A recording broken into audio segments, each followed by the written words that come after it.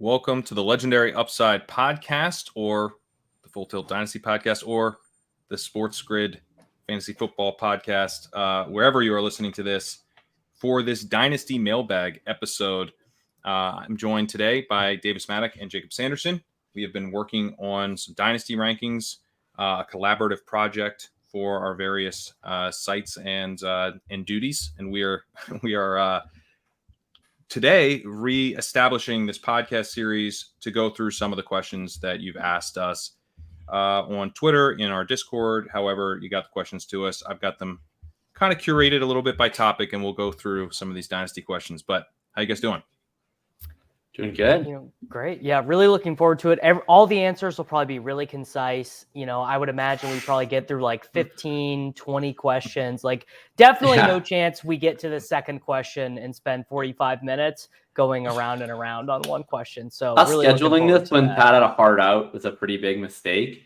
But then again, it's been like 3 weeks. I've had like people in my comments because I posted like Dynasty Mailbag incoming like a month ago to fetch questions, and people were like, is this ever happening? Like, did I miss it? It's happening. It's here. It's in your ears. Not only that, because I did the same thing in my Discord multiple times, like, okay, the mailbag's coming. But then I was on YouTube looking for our tight end episode, because we've gone around. Luckily, we've gone around and around on some of these topics already. So I got like a question about like tight end strategy, and I just like, we answered this thoroughly. Like, just check out our tight end episode. But I was looking for that episode on YouTube, and saw a Dynasty Mailbag that the three of us did. I was like, am I losing my mind? Like, it's like, oh yeah, we did a Dynasty Mailbag around the draft. So yes, I am. The answer was yes, I am losing my mind. We've already done this once, but we're doing it again, kind of post rankings edition. Beautiful. All right, I'll dive into it here with the first kind of overall topic that I got. That I've kind of sorted these into contending versus rebuilding. The simplest question we got on this was, how do you know when to turn a high value rebuilding roster into a contender? But we got quite a few questions on this general topic. I guess before we dive into some of the more specific ones, just thoughts on like feeling out that transition. Most people will have it, you're going from the rebuild to the contending roster. How do you guys feel that out? I mean, I think the easiest way to do this is look at the two teams that were in the championship of your league the year before, and then rate their ability, like how strong are they going to be year over year, and also how many teams in your leagues are contending. This is something Jakob has mentioned a lot, but like and actually this is a huge talking point that Sean does in his Dynasty stuff, which is like, getting to the playoffs is like much more than half of the battle, because fantasy football playoffs are very bizarre. So, Crane, for example, you and I are in one league that is crazy top heavy. There for the last 2 years, there's been 3 teams that were trying, and then a bunch of tanking or middling. And teams are actively tanking. Like, teams are going from previously contending to like getting out of the way. They're like, I'm not in it anymore. Right. I want to go to the bottom. Let's go to the bottom. So it's like the teams that aren't in it are still very active. And you'll find this, I think, in leagues that have existed for a while, they get far more stratified, where there becomes a couple teams that are just awesome, and they're awesome every year because they just crush some trades and they have tons of value. There's some teams that are just destitute and they're just slowly marching towards orphanhood. And then of the rest of the teams, like some of them are the low value contenders that are all in, and the other ones are all out and tanking. And yeah, you end up with like 4 or 5 teams that are trying to win every year. So I think that's a very easy way to do it. I also think that if you just pay attention to who sort of the unicorns from the year before are, I think that swings Dynasty so heavily. So like, for example, are you in a league where a guy took Jalen Hurts in the second round of the rookie Superflex draft and also got Amon-Ra St. Brown as a 4th round wide receiver or whatever? Like, I think paying attention to those guys who have huge value spikes year over year and where they're concentrated on rosters is pretty helpful. Or, I mean, in a lot of the leagues that we all play in are all tight end premium. Example being the Kelsey team in your tight end premium league. Probably pretty fucking good team, right? That team probably was in the championship, probably was pretty close to it. That team needs to be seriously thinking about what it is going to do when Kelsey retires, becomes more like a Jason Witten level of production, like who, and maybe Travis Kelsey will be a tight end one for 3 more years. I mean, honestly, we don't know, but being conscious of the high point scorers who are towards the back end. I mean, we talk about the, we talked about the bell curve, but if you did them all individually, they actually all would have been, black flag events where they went to 0 very quickly. And like, are those concentrated on one roster? Like is Aaron Rodgers, Devontae Adams, Cooper Kupp, and Travis Kelsey all on one roster, something like that. Like, I think that's a great way to do it. Also, that'd be like a reason to maybe be more aggressive and try to go in a little bit. Cause you're like, so that is what be a paper tiger. That is what you and I did in this league. We both realized like the teams that were contending year over year were pretty fragile. They were completely out of picks. So you and I both started to try and win at the same time. There's another league that I'm in with a similar group of people. I don't think you are in this one, where Michael Leone has one of the most preposterous 30-man best ball dynasty rosters I have ever seen. It is fully unbeatable. I made some small buy now moves to make the playoffs last year. And then this offseason, I immediately reversed them. I sold all them off because it was trying to advance the time frame too quickly. Well, you make a good point at the end too there, where I do think most of my advice is focused on managed dynasty leagues, but best ball brings up a great point. There's just less variance. Like if you have a really dominant roster in a best ball format, it's a lot harder to beat that dominant roster than in a managed format, where like if you have managed format, like you can, if you have a super dominant team, you can reliably get, a bye even most of the time, and you can be in the playoffs every single year. But like any given Sunday, if you had Justin Jefferson as part of your dominant roster, like you probably lost in the finals because he had like one catch, right? And in a best ball league, like if you can allocate your value such that 10 deep into your bench is still, like Christian Kirk, like all of a sudden you do become a lot more unbeatable.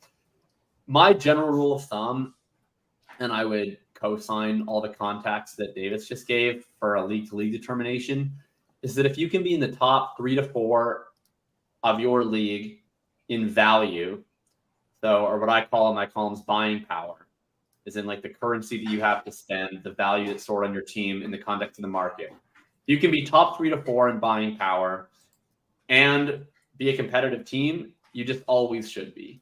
Like, I think that if you have a team that has the capacity to be competitive and high value, but you're choosing instead to tank, you're probably donating more expected value in the short term than you're going to gain back in the long term, because you're never able to have a team in a managed dynasty league that is a favorite versus the field. It's just not very possible. Like I mentioned on a previous podcast, higher seeds win 56% of the time because the higher seeds aren't always the best team, and the best team doesn't always win in a 1-week matchup. So generally speaking, like if you're in a position where theoretically you can just continue to contend every year, that's the best possible way to accrue expected value. You're just going to have a little bit above the expected value of the field every single year. And that's a better path than making these wild swings between 0% EV and then hoping to make it up in future years.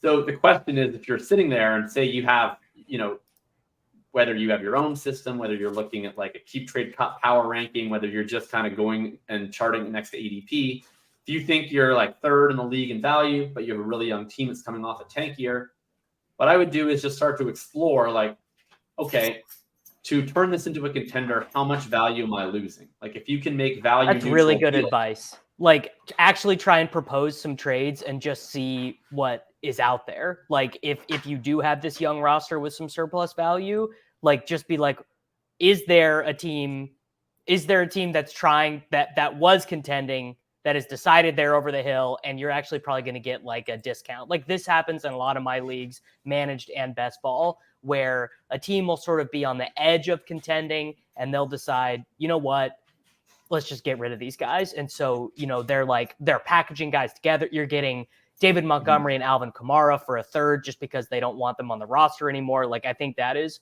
really good advice, is just to see, like, is there someone out there you could persuade to go into a selling mode?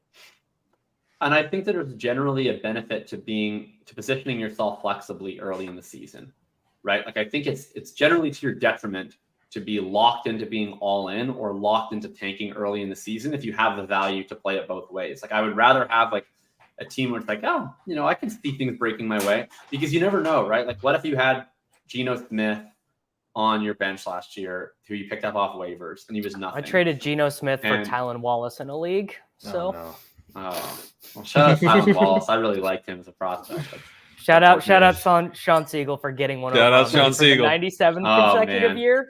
Yeah. There was a time when I was playing Dynasty where if I got a trade offer from Sean Siegel, I would be like, you just auto decline.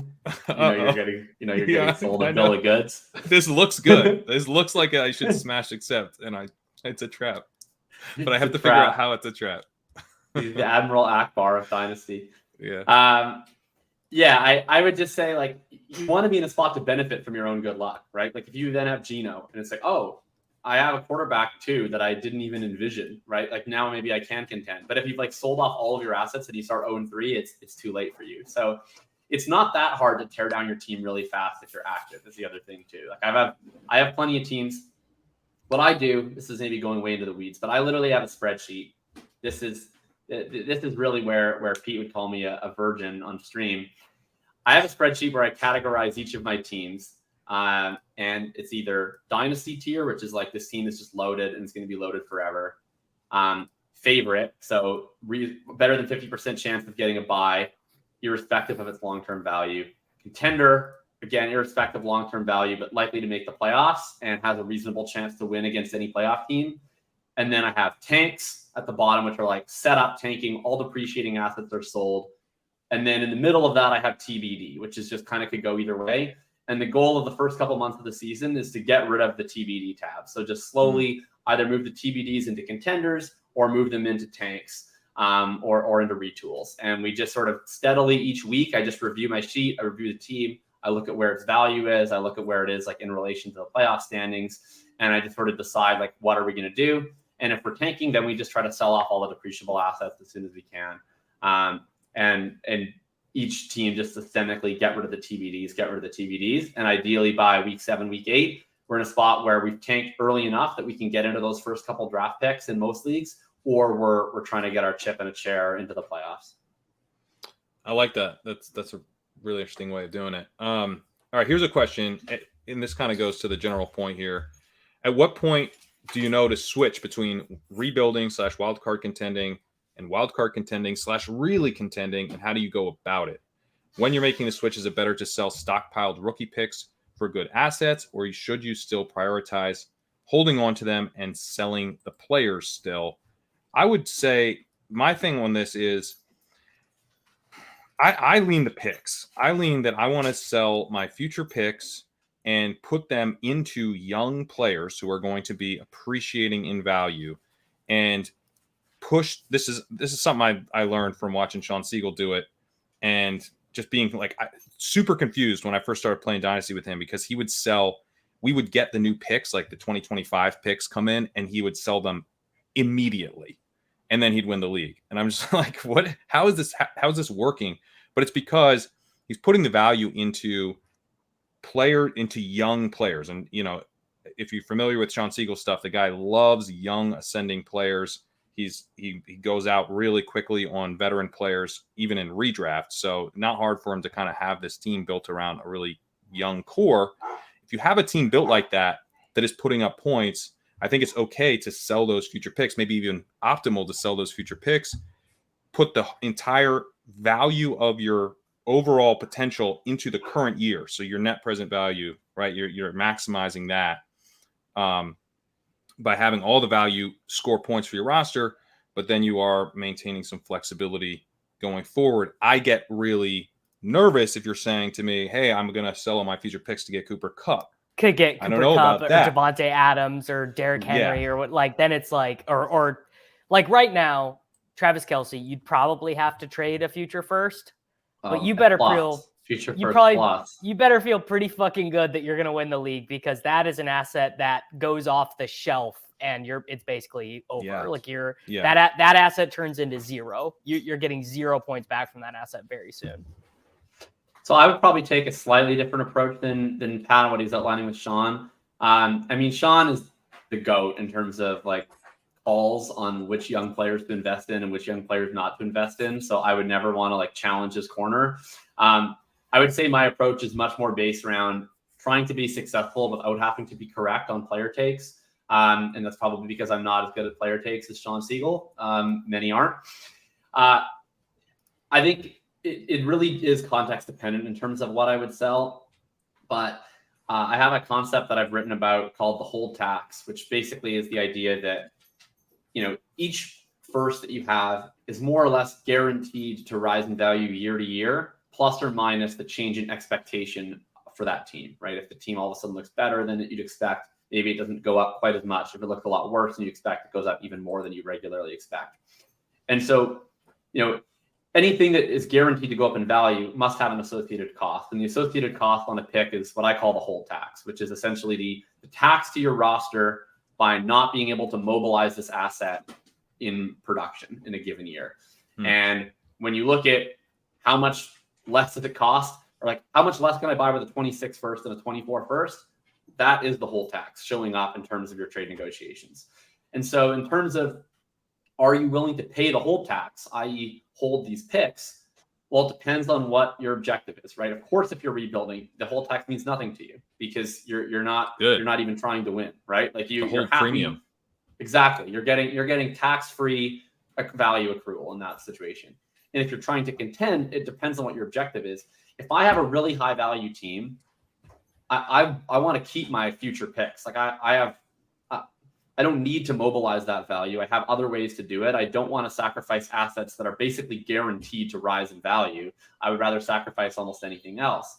But if I am trying to shoestring a team together, right, you might be more willing. And I think I would especially be more willing if I'm really set at the quarterback position. Like if I have one team where I tanked all the way out last year. I now wind up in a spot where I have Patrick Mahomes and Justin Herbert.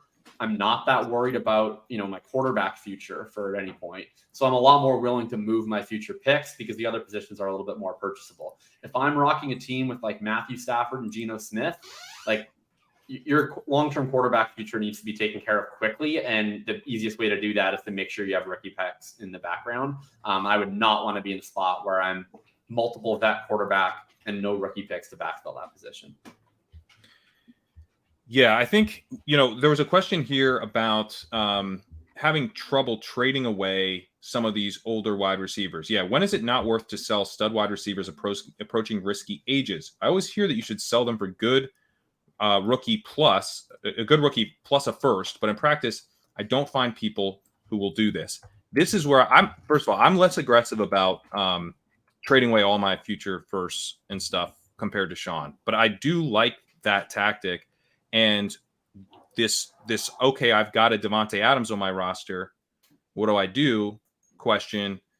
I think, or even like a pre-Devontae Adams, maybe like a year younger. How do I reposition this? I've done this with DeAndre Hopkins when he was, I think, 28. You take your first and your future first, and you trade DeAndre Hopkins or a guy kind of approaching that window. And you get into the current draft if there's targets that you like in that current draft. So you're drafting like literal rookies. The draft, I did this in 2020, so I was going for like CeeDee Lamb. Unfortunately, I was going for Jalen Reagor sometimes. I did get some Justin Jefferson.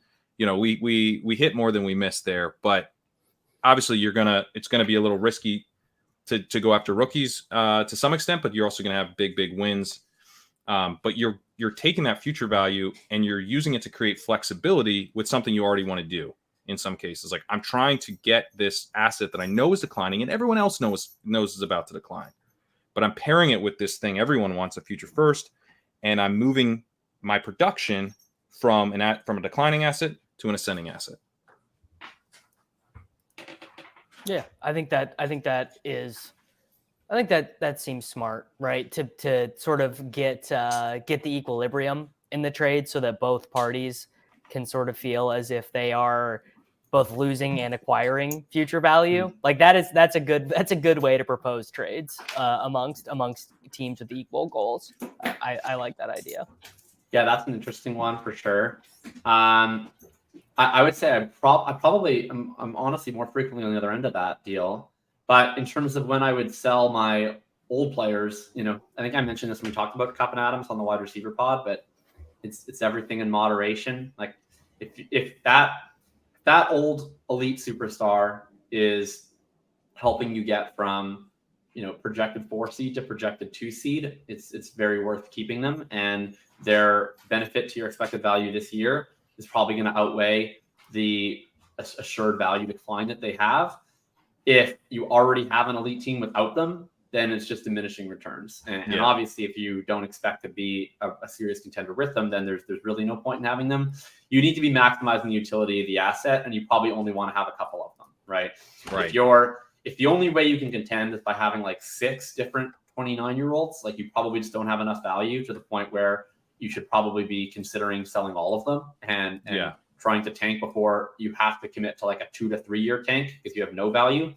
And I think the biggest mistake that I see, the more common mistake that I see, is that teams want to create that unbeatable Avengers team, and they want to have Adams and Hill and Diggs and Cup and Eckler, and it's like, I'm going all in this year, and it's just once you're already in contention for a bye, like each individual piece just has a really diminishing effect on your chances to win, and you should really only have a couple of those players who are able to propel you into position for a bye. The others should probably be sold off for either younger players or for future draft picks or anything else, because at that point you're deriving more expected value from extending your contention window than just adding a marginal difference to your opportunity to win this year. Yep. So a couple questions here on kind of the flip side of this, like going from more the contending to the rebuilding or kind of tweaking with basically selling off players. So I'll read 2 in a row. You have a mid-tier team. This is a scenario where you have a mid-tier team with 1 to 2 elite players. Your 2024 through 2026 draft capital is limited to your own picks. Okay. Question about what to do there. And then another situation, a rebuilding team, 1+ years from really trying to compete. How desperately should this team be trying to offload veterans like James Conner, prime running backs like Ramondre Stevenson and Najee Harris? What kind of running backs should this team be keeping or trying to acquire, if any? So that should I be blowing this team up a little bit question, that pit in your stomach. Do I have enough? Do I need to start moving guys? I mean, I think that, really, it's hard. It's hard to answer this one because I think it's going to depend on the activity levels of your leagues. It never hurts to send out some exploratory stuff. I will say, in general, it feels better to have an extra couple picks banked than it does as a middling team than it does to have 3 guys you're not starting any given week who are decent, right? So super flex league, let's say you have 1 top 10 asset quarterback, Trevor Lawrence, Anthony Richardson, whoever, but then you've got a Ritter, Jared Goff, and Mac Jones, or someone of that ilk, right? Quarterback 18 through 25, trying to get 1 or 2 of those guys out of the door for some future value. I think that's pretty obvious. But even if you build teams sort of like I like to, where you're not invested all that much at the running back position, you're kind of trying to patch that together, and you've got, let's say you got George Pickens, but George Pickens is your wide receiver 6. If you could just bank, I actually just did this in a league in the rookie draft this last year. I turned Pickens into, funnily enough, I actually turned Pickens into Jared Goff in this league because I needed a quarterback, but approximate first round-ish, late first round-ish value was, because in a given week, even with bye weeks and stuff, I wouldn't have been starting Pickens. So I just shipped him out because he wasn't adding points to my starting lineup, and I was going to be starting Desmond Ritter as my super flex or whatever. So I just made the move. And I think that if you have redundant assets, just trying to diversify the redundancy on a more middling roster like that. Agree with that on the middling roster point. I would also just add that, there's a fun aspect to Dynasty in that it really does reward extreme outcomes on both ends, where, of course, the reward of finishing first is that you win the league, and the next best thing beyond winning money is getting the first overall draft pick. So I think if you're in a middling spot, I don't think you have to choose. I think you can wait and see if there are deals that come in really, favorable versus the market that either result in you selling a bunch of win now pieces or getting a bunch of win now pieces, and you can let the market decide for you. But I would also just consider taking shots on like really wide band profiles that, if they hit, potentially springboard you into a contention spot that you wouldn't have expected based on your value at present. And if they don't hit, they wind up sort of choosing your direction for you and causing more of a tank opportunity. So I would potentially take some wide band shots and trades from maybe more middling secure assets. And then the other question, it does depend on your activity level in your league. But me personally, if I've already made the decision that I'm not contending, I just don't roster players. I certainly don't roster players that aren't rookies. Like my team will basically only be rookies and draft picks and injured players, suspended players. And like sometimes I'll get some other guys thrown into a deal and maybe they'll like stop on my team until I can get their fair value and trade. But I'm never trying to rebuild where I'm like, I'm going to add Ramondre Stevenson because hopefully he's still good in 2 years when I'm ready to contend. Like get him out of there. ADP, get Najee out of there. Get everyone out of there. Yeah. Like if you just look at ADP year over year, like draft picks, they rise in value. Rookies, they tend to rise in value. Everybody else on net loses value, whether you're in year 2, year 3, year 4, or year 8. Okay, like Jerry Jeudy isn't guaranteed to lose value in the way that Devontae Adams is, but on net, like if you're looking at Jerry Jeudy, it's more likely that he loses value than gains value. So basically, anytime you're stop and think about rookie, Jerry, because that seems like how could that be, right? But stop and think about what we're doing now with Jerry Jeudy. He's being priced in redraft like he is about to have a breakout season. Right. So he either has that breakout season and rises slightly in value, or he does not and loses a lot of value in Dynasty. And that's, you could say he's more likely to have that breakout season than not. But I don't know. What if he has a high ankle sprain or something? Like, he could be great, but like shit happens. And if he doesn't have a breakout season this year, he's going to lose value. He just is. Like, that's the way Dynasty works. Right. I mean, even look at the year 2 wide receivers of the last couple of years, right? Like you have examples of Amon-Ra St. Brown, of course, has a massive breakout. You gain a ton of value on Amon-Ra St. Brown. But look at Michael Pittman gained value going into his after his year 2 season. But you look at plenty of other examples like Elijah Moore, cratered in value. Rashad Bateman, cratered in value. Brandon Ayuk lost a lot of value. Who's the other? Chase Claypool lost a ton of value. Laviska Shenault literally fell off the face of the earth. Like, and you look at the examples of players who had really good year 2, like T. Higgins, like mostly sustained his value, right? Because of exactly what Pat said. The market was like, this guy's going to break out. And then he broke out. And it was okay, you did what was expected. You get to maintain your current value more or less, which is a win. Like anytime you get production and you maintain your current value, that's a win. But it's not a win if you're not trying to win anyway, right? The benefit of young players is the opportunity that they score points in your lineup and then they're still worth what they were the year before. And you've just banked the points for free.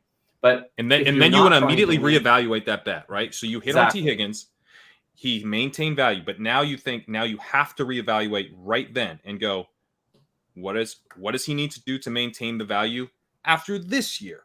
Because arguably, like he needs to do a fair amount. Like maybe T. Higgins is now someone who he might not feel like a veteran. He might feel like a young player, but he kind of is a veteran. He needs to keep producing at a high level to maintain his value. Otherwise, it's like it's Jamar Chase's team and he's a clear number 2, and I'm actually not that interested in T. Higgins all of a sudden. Exactly. So yeah, my take would be like store all your assets and picks. You don't have to wait till they all convey. Like you just put all your assets into picks. You get tax-free. You don't have to pay any whole tax because you're not trying to win this year. And then next off season, hopefully you've accrued enough value where you can go in and then you trade a bunch of those picks at an increased valuation relative to players and then just go and pick who you want, right? Now your league has to be somewhat liquid for that. I know every league isn't super liquid, but generally speaking, I don't do the method of rebuilding where I like just slowly acquire players and then eventually I get better. It's like I roster no one. And then when I'm ready, I I push in not all my picks, but I trade a decent chunk of my picks until I'm able to put a contending roster together, and then I let it ride from there. The first question I read about, I've got 1 to 2 elite guys, and I don't have any other future picks except my own. I don't know who those elite players are in the question, but my general feeling on that would be trade those dudes. Like, and I know, Jacob, your thing about, your TBD and you kind of play it through the season. I think you can definitely do that and try to trade picks, as the season goes on, and or trade players as needed.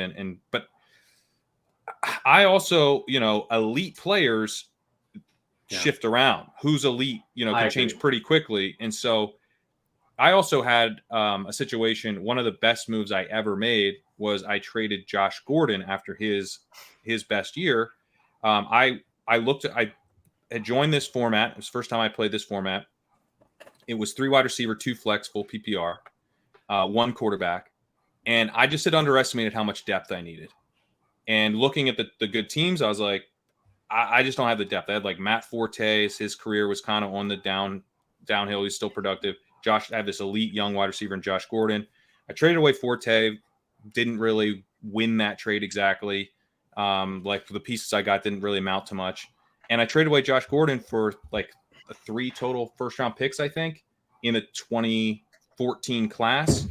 I took Bishop Sankey with one of those picks. So like, loved Bishop Sankey. Yeah, I screwed this up in some important ways. That move still fueled an absolute, like, true dynasty team that was like in contention for first place for years thereafter. It helped that I traded into the 2020 class, and I did come away with, Mike Evans and Allen Robinson and Devontae Adams. And so there was plenty, you want to trade into a good draft class when you do something like that, ideally.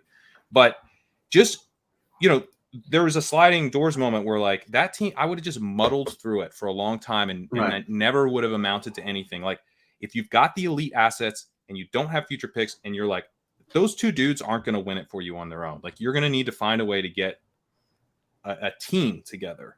And so my general lean there is it sucks, but trade them. I agree. It does depend to me who the elite players are. Like elite quarterbacks, I would be reticent to move just because it's so hard to reacquire. Like if it's Joe Burrow or Lamar Jackson or whatever, like I'm probably keeping them. If you're saying the elite player is like AJ Brown, like he's out of there. Like I'm not. I'm breaking him up into other pieces. I mean, you can effectively just like money launder in this spot. You don't have to make the pick. This is like the thing. People are like, well, I can't trade for 25 first. So far, we've got tax evasion and money laundering here, Jacob. Pretty much. That's the strategy. Like, people always say, like, what do you mean trade it for a 25 first? Like, that player won't be good till 2027. It's like, that player's never going to be on my roster. Like, if you look at one of my biggest rebuilds was in my home dynasty league where I was just kind of muddling around and it had become super stratified. There were some awesome teams. I was like, all right, I'm just going to take a year here.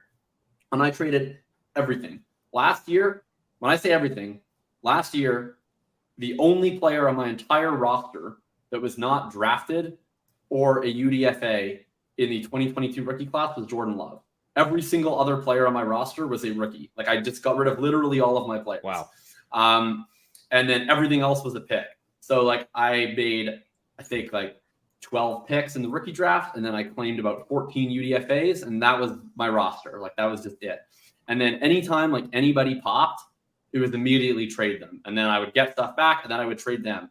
And like there were some small losses for sure. Like some young players, like I got Ramondre Stevenson back in one trade, and then I sold Ramondre Stevenson for 24 first. And I probably would go back in time and move that 24 first for Ramondre Stevenson today.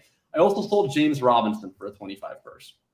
Not regretting that, right? And it's like on net, if you just keep like banking up all these deals, like you come out way ahead. And then what happened this offseason, I was like, well, I gained a ton of value, and now I'm selling all of my picks to go get players again. But you wind up with like a massive surplus overall because you've just sold like, it's like you have 2 buckets. You have the pick bucket, it's like guaranteed to move up a little bit. And you have the player bucket, which is just a landmine. It's like there's 20% of them are going to go up a bit, and then 80% of them are going to go down a lot, and some of them are even going to fall off the face of the earth. And if you just take all your money out of one bucket, you put it in here, and then you just put it back again, like you're just going to have way more money overall. And you can do that for a year. again, your league does have to be liquid to pull it off, but I strongly would recommend, like, if you want to maximize the benefit of your rebuild and the timeliness of your rebuild, get rid of all your players, gain a bunch of value, and then go compete next year with a totally new lineup. You might even be able to get those players back. Like if you really, you know what I mean? Like if you're like, I literally did actually. Yeah, I sold AJ Brown to one of my friends, and then he was like, I think I'm going to tank this year. And I was like, can I have AJ Brown back?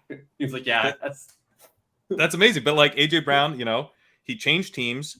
He competed with a really good other receiver in Devontae Smith, and he won. He came out the other side of that. He looks great. We still won AJ Brown, but like your friend got to carry that risk while you hung out in Picks land, and then you came back and were like, cool, I'll take AJ Brown back now that I can actually use him. I love that. I mean, it is important to know the context of your league, though, because it's very hard to do in an illiquid league where people are not paying as much attention. Or the more frustrating thing is people are paying attention but just scared to lose trades. There are a couple leagues I'm in where people are just they really do not like to trade away rookie picks, especially first. I mean, like, for example, I've got Tony Pollard in a couple leagues. Well, actually, in almost every league because I love Tony Pollard. And I've been holding on to him forever, like, the Tony Pollard moon bag. And a totally fair price for him is, at minimum, I think, a 2024 first, right?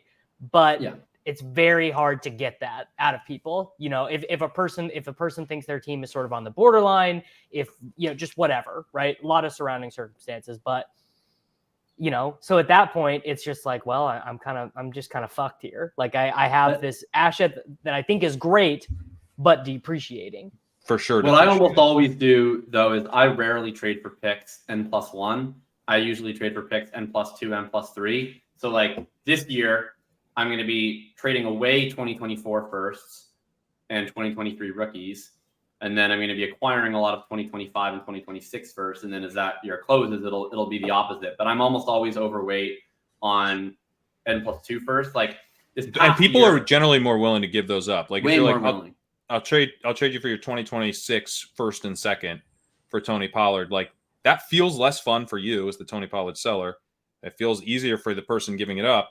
But like Tony Pollard's not helping that person in 2025, and you have their 2026 first, so it actually can work out pretty well for you. And it's your only chance. It's your only chance doing that to get firsts that are early that you don't pay for. Like if your own first is early, you literally pay for it. You pay $100 to enter the league and not win any games. If you're acquiring an early first on draft day, you're certainly paying for it. And if a team is bad and they have their own first, like they're probably not trading it to you if they know it's going to be early. But you trade for a 2026 first today, that thing could be anywhere, right? And it's not necessarily always going to be valued as early. It does feel off-putting when you start, but it's like you just got to get the train rolling. Like if you just start now, the train just keeps rolling. Where like this past year, I like walked into 2023 drafts and I was like 2x the market on 2023 first to start the year, and then moved some 23 first to make buys, got a bunch of 2024s. Now I walk into this season, I'm 2x the market on 24s. We'll move some out. By the time the next season starts, I'll have a ton of 25. Let me just jump in here to say picks are cash. Picks are how you make deals. Picks are, let me just add a little bit. Oh, you don't want, let me just kind of grease the wheels here. Now we're bribing people. You just grease the wheels with this extra third, this extra second. If you have a pick surplus, you can make deals like that. And again, you can move into, it's like you're trying to get your team from A to B. And that can be difficult if you don't have the flexibility. And the reason you might be trying to go from A to B is because you have a depreciating asset in A and you want to get to ascending asset in B or whatever it is. Having that pick surplus makes that so much easier. And sometimes it's the only way you can accomplish it.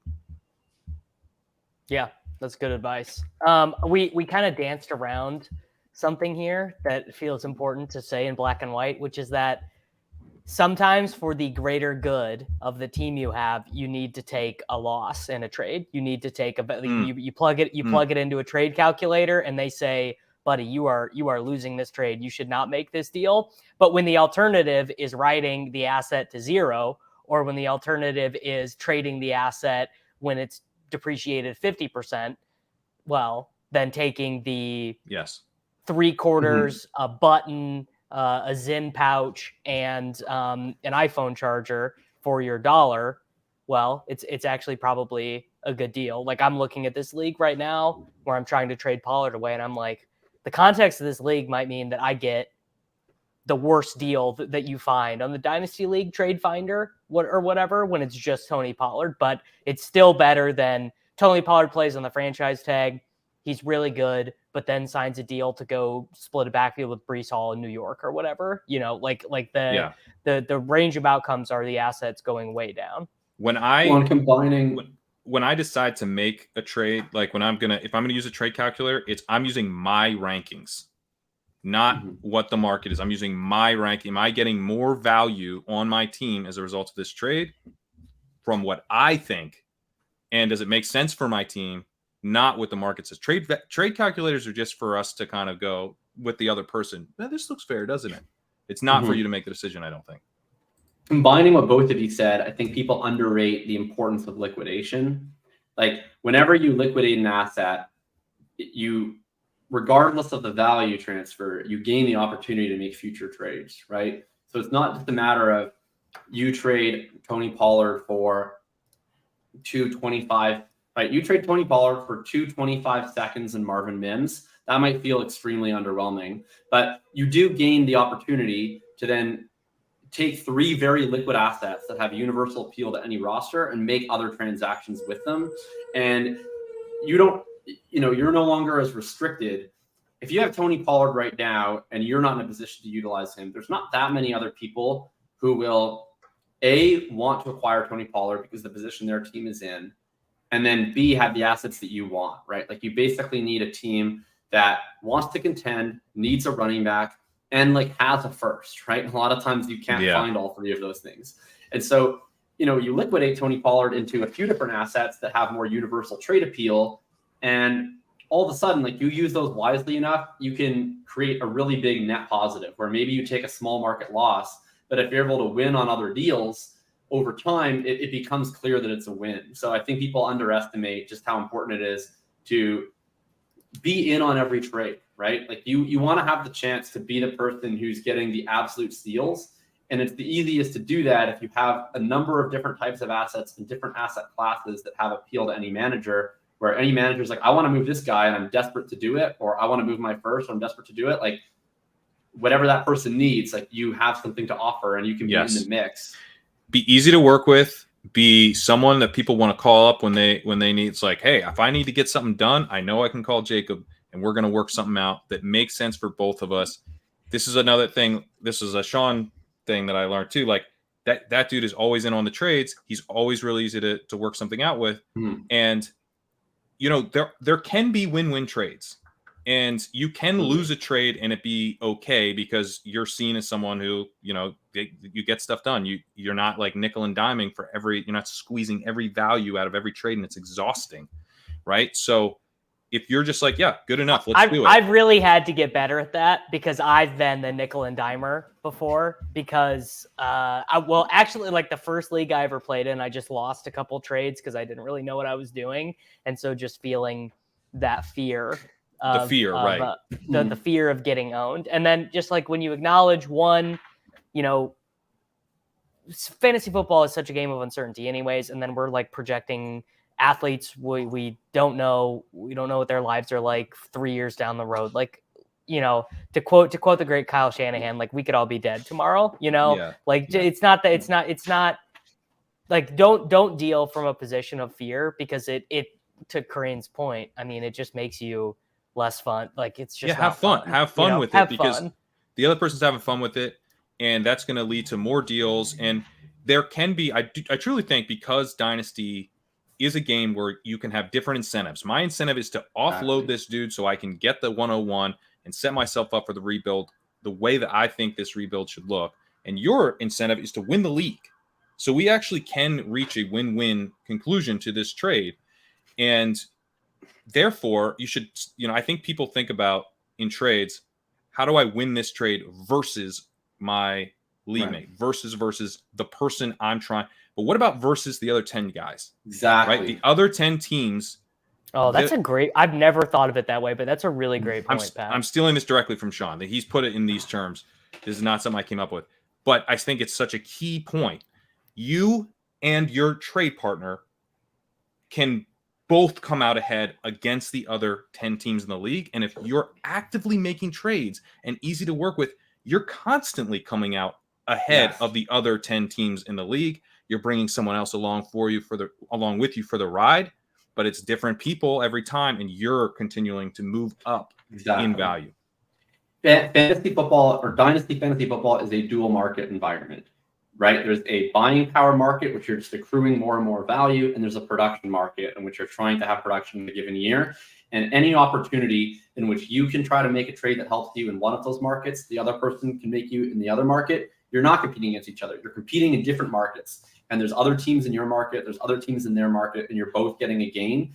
And you can participate in parallel. And later you can participate in opposite markets a year later and literally trade those same assets back to each other. You put it in such a great way. Like every time you trade, unless you think that your current roster is a perfectly efficient encapsulation of who you like more than the market and who has more utility to your team position than the market, then there's some trade that you can do that's efficient for you, and everybody else is in that same position. And by constantly having opportunities, you're going to come out net ahead. Yes. So here's, I want to get back to some of the rebuilding stuff in a minute, but we're kind of on trades, and this was a trade calculator question. It feels like the ubiquity of trade calculators is resulting in some ridiculous offers, often missing context in some of my leagues. What are leverage points to use against people who overly rely on trade calculators? One thing that I would say is figure out which trade calculator they use, subscribe to that site, and figure out where that trade calculator is way off, because there's almost certainly spots where it's just you completely disagree with some of the trades that this thing's spitting out. I've done that, because the person's sending you screenshots on this trade calculator, or they say this is off, and you go, what are you using? Let me just check myself. Yeah. Then you get in there, you get some trades. That's one way to leverage it, because if the person's overly dependent on the trade calculator, it's actually insane how well that will work too, because the person will have they'll have a biasing effect of they go plug that in their calculator, and they're like, oh shit, I'm winning this deal by 8%. I would be a fool to turn this down, So if you really disagree with the base evaluation, you really get in there good. Yeah. I have a hard time with that. I have a hard time disagreeing with the trade calculator. Like once it's presented there and it's 837 on this side and 915 on this side, you better take the 915. The key to most trade calculators is just like you always want to be in the side with less pieces. Like value adjustments on trade calculators are horrendous. Like the easiest way to spam the trade calculator is just to offer a 3-for-1 trade, because it'll add Marquez Valdez Scantling in there. Right. Like it'll be like 3,600 versus 3,900. And then you add like Romeo Dubs, who is like probably worth like a 25 third. And it's like, whoa, like, overpay. Yeah, like it's totally a thing. Like I did it just the other day where like I was trying to buy like Aaron Jones, and I think I offered like a 25 second and something else for like Aaron Jones and something else that was marginal. And then they were like, I like plugged it into KTC and you're off by like a bit, and they like countered with a first, and then I like went into K-Trade Cut and I was like, okay, what if instead of a first, I did a 26 second and Tyjae Spears? And they're like, that looks pretty good to me. It's like, yeah, because you knew what you're getting the answers to the test, because where they're going to go. I will say with trade calculators, don't be the person who's sending the trade calculator screenshot saying you got to do this deal. Look how much better this side is. Take the deal.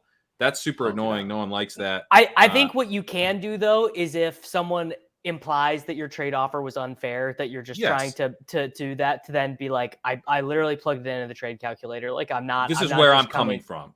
I'm not trying to rip you off. This looked fair. Totally understand if you're different from the market. I'm also different from the market. You can be honest too. You can be like, I also value the side that I would be getting higher than the market. That's why I'm making this trade to you. Yeah. But it can be a conversation for sure, and it can be a way to get on the same page, but it's not. No one has ever been persuaded by, you're right, 915 is higher than 875. I didn't think of that before. I will accept your trade. Yeah. So, yeah, I would just be careful with that. let's get back to some of the rebuilding stuff quickly because I want to kind of fire through the rest of these. So one more kind of broader question here, and then there's like 3 rapid fire questions. I once heard a former NFL exec say on a pod that it should only take 2 years to complete a rebuild of an NFL franchise, meaning the 3rd year that team should be competing, or it was a failure. First, do you agree? Secondly, what's the timetable look like in Dynasty? What I would say to the first question is, you can't fire me from my Dynasty team. That's the big difference here. I don't know about how long it should take to complete an NFL rebuild, really, but we can't get fired.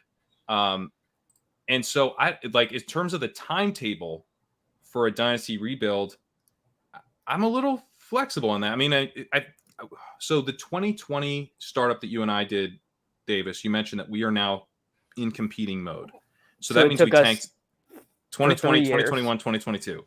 Yeah, 3 years where we did not meet this timetable. The 3rd year we were not competing. The 4th year we were. And neither one of us would have even started going for it this year if Leone, who had won the league twice, didn't dismantle his team. We both would have kept in a holding pattern had Leone not started shipping his pieces off. Well, literally for me, because like some of my pieces came from Leone that I'm now looking to win with. But he traded away Aaron Rodgers, Tyreek Hill, and Derrick Henry in one trade. Like he very clearly signaled his intention to go one direction. Yes. So and actually held his first as he was tanking, so that made my life a lot easier. But yeah, I mean, I think and you got off of Trey Lance as a non-negative asset, which was feels like a win. I think 3 years is way too long. I don't think it should ever take I knew Jacob would be like, you guys are we insane. both screwed up a new format that we didn't understand. Is essentially it was a slow auction. I don't know if you feel like you screwed up, Davis. I definitely feel like I screwed it up. I mean, not only did I screw it up, what I did was, we both did it in our own way. What I did was I paid too much for future picks. Like, because we had our rookie picks available as part of the draft. So when people would win them, I was spending money on the future. But not only did I do that, I also bought the 101 with the auction dollars I did have. That was Clyde Edwards-Helaire, wasn't it? And who do you think I took instead of Jonathan Taylor or CeeDee Lamb? Yeah. And Joe Burrow, right? Too? Joe Burrow. Yeah. I mean, I totally. Herbert, a whole lot of guys. My take is it should never take you more than one intentional year, which is usually 2 total years. So for instance, you're in the GM. the middle. You decide with this GM. So you're in the middle of this season and it's week 8, and you're like, man, like I was relying on Devontae Adams, but it turns out that the worry warts on Twitter were correct, and like Jimmy Garoppolo ruined him, and this guy sucks. And I had Cooper Kupp, and he broke his ankle, and it's a disaster, and I'm stripping this for parts. Like I'm not counting that as a year. The next year, you can then tank fully, 2024. You should be ready to rock by 2025, is my take. Like, it should never be more than one intentional year. If you should not be taking 2 years out of a startup. This is different. I think that's the way the one I talked about previously is what I did. I tore it down in 2020, entering 2020, had a full tank where I got Todd Gurley 101, and then I wasn't awesome the next year, but it was ascending. So I think that's my take is, like, I think if it's taking you longer than one intentional year or 2 total years, then I just think you're not being aggressive enough on either end. Like, I think either you're not selling off enough players so that you have less opportunities to gain value because you're holding too much on your roster, or you're not being aggressive enough buying when you're ready to rock. Like, there's tons of players in the Bulletproof Discord that, like, the biggest fight I have with people is people are like, I have 7 firsts in 2024 and 6 firsts in 2025, but I'm probably not competing until 2026. And it's like, why? You have 13 firsts. Like, trade some of them. Like, win now. Like, you have value. So I think, I would guess that the teams that I see that are stuck in perpetual rebuild are the teams that are rostering a bunch of young players and hoping that they gradually get better, rather than the teams that are tearing down, getting the 101, and then aiming to move the picks for a better return than they just got them with, and buy players more cheaply than they traded them away. I've had 2 years of tanking before, but it's been a scenario where, like, like one league I was in, I like tanked out of the startup. The next year, I was ready to rock. But then like I had Trey Lance and he broke his leg, and I had Breece Hall and he tore his ACL. It was like, okay, I guess false start, right? Like we're selling again and we'll be good next year. That's a little different, but I don't think it should be, if your plan is to tank for 2 full seasons, I struggle to imagine that you've been mobilizing as much value as you're possibly capable of. Yeah, that makes sense. All right, let's rapid fire some of these questions here, and then we can kind of move to some slightly different topics. Let's go. Okay, I have a dynasty roster with Justin Herbert, Deshaun Watson, Kyle Pitts, Breece Hall, Jackson Smith-Njigba, and basically nothing else. My question is, how would you handle a very top-heavy roster that already has the positions of scarcity figured out? Assuming this is Superflex with Herbert and Watson. I don't really want to trade out of these high-end studs, but I'm not sure how to accrue enough value to fill out the rest of the team otherwise. I would segment out one of the quarterbacks. I would do, like, if this was my situation, I'd be like Watson to Kirk Cousins and a pick and a piece that I think I can start a little bit in a managed league or something like that. That would be like the first move. And then the other one would be going to the tanking teams and being like, I'll give you a fucking 4th round pick for David Montgomery. Like, I will give you the absolute bare minimum to get a guy I think can generate some stats this year. That would be how I would start, I think. One thing that I did last year is I traded, I forget, like a second or something, and I got like a crop of dudes that no one was excited about. Dallas Goedert, this is a great way to do it. Yeah, just like favorite. Guys, you don't like a 2nd round pick for 5 guys who are just like whatever. Yeah, for just like gross depth. But you need the gross depth. You have the core pieces, so gross depth is actually pretty appealing as long as you don't have to overpay for it. Yep. That's exactly what I did on one team, maybe at like a slightly higher level. But yeah, I was in this spot and I was like, I'll trade. Like, there was a team that was tearing down. I was like, look, I'll trade you a first, and I won't even take any of your good players, but I'm taking all of your mediocre players. Like, I want like Chris Godwin and J.K. Dobbins and Darren Waller and Mike Williams. That was like a first something. It was like, I want like all these guys. And then you just establish like your baseline confidence around your stars. That's probably what I would do, is try to just buy on the cheap, and give something flashy. And especially this team where you have Watson and Herbert, like that would be the team where I am willing to go into a little bit of pick debt, because you're set up quite sustainably. Yeah. All right. Let's see. If you are a tanking team in Superflex Best Ball, should you still put in waivers? Like, these players might help me win games I don't want to win. But on the other hand, a few players are a lot better than what I have. For instance, Brock Purdy. Yeah, you should put in waivers. Yeah. I mean, if you're in a situation where you're in a Superflex league and you can waiver Brock Purdy, like, just get him and then immediately trade him for a second or whatever. Yeah. Now, like, did I forget to put in waivers last night in a league? I sure did. But we've all been there. Yeah. Oh man, every year, what happens is some analyst, and in this year's case, it was Benjamin Gretsch, will be like, "Hey, would you like to join this league?" And I'm like, "Yeah." And they're like, "It's on MFL," and I'm like, "Okay, sure." And then what happens is it's my only league on MFL, and I'm the world's worst manager because I get like an email and they're like, "Check your lineup," and then it's like, do I have to? And then I'm like, yeah, I'll do that later. And then I don't. Then I forget. It's the worst. I every year I do this, and the difference between like my hyper management on Sleeper versus my laissez-faire attitude towards my MFL teams is stark. And it's now locked, and I have an empty roster spot for the entire rest of the year in this Dynasty League. But you should do it if you remember to do it. Sure. Because you can always trade those guys. MFL. Yeah. And if you get a second round pick out of it, like amazing. You know what I mean? Like, come on, you should. Yeah. If you're thinking about doing it, do it. All right, last one on this topic. You mentioned being high on Kyler Murray. I forget who this question. That must be me. It must be you. Okay, yeah, you are high on Kyler Murray, especially for rebuilding teams, but also being very high on Lamar Jackson. If you have Jackson or another elite quarterback, would you consider selling them for Kyler plus on rebuilding teams? And how much would you need on top of it? Is the more important part of this question, Jacob, since I know your answer is going to be yes. Yeah, well, my preference would be to add Kyler without sacrificing another elite quarterback. But if that's what it takes, then that's what it takes.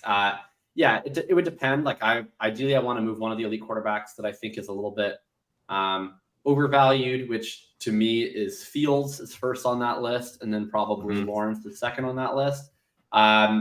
But yeah, I would want, a little above the market rate, I guess would be my answer. But if I can get a first round pick and virtually anything else to move one of those back half of the top 10 quarterbacks, if we're talking like Allen Mahomes for Kyler Murray, like I'm probably minimum 2 firsts on top and probably a little more. But if it's like the Lawrence Fields group, then like 1 first plus something else probably like what I'm trying to target. Here's a question that kind of goes to that. What's the systemic risk that Konami quarterbacks lose significant mobility as they get older? And how do you bake this into dynasty valuation? Seems like Lamar, Kyler, and maybe others are headed for age/injury regression. Thoughts on that? I don't think that we know. Like, we just don't actually have that much data on like high volume rushing quarterbacks as they age. Like Randall Cunningham did not run as much as these guys did, and then like transformed later into his career as like a really high volume pocket passer. Michael Vick went to prison, and then he came back and was really good for a while, and then he was awesome. Wasn't. Yeah, it was awesome in his 30s, but like we don't really have like any idea of how to like use him as a good example of like how the gradual build up and down works, because he was literally in prison.